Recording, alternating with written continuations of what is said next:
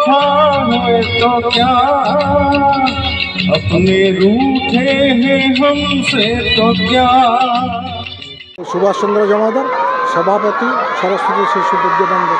कौन कहे आज जो वार्षिक उत्सव अनुष्ठित होती आप कौन कहे सब वर्ष पर ए वर्ष मध्य वार्षिक उत्सव होती जगह पिलाने मुख्य अतिथि और समस्त आसिक आज मतलब ये को सफल मंडित कर समय कौन सुविधा असुविधा आम स्कूल कौन अचिवमेंट होती आज सेक्रेटरी जन अभाव कौन अच्छी से आम सब जानी बर्तमान आप तो शुणी थे मुख्य अतिथि आज कहते से दृष्टि रखिए स्कूल प्रति बोली से आम विशेष धन्यवाद दूचु और आशा भी करुँ। आज 35तम सरस्वती शिशु विद्या मंदिर जो वार्षिक उत्सव आम समस्त जोग देलु आम सहित एसपी महोदय सभापति संपादक समस्त उपस्थित थे।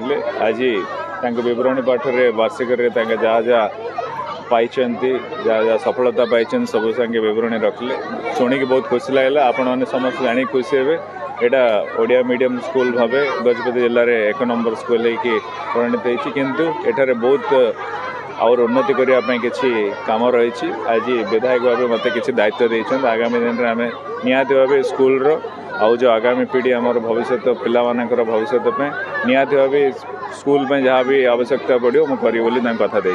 छात्र छात्री कौन मेसेज देव आज देखु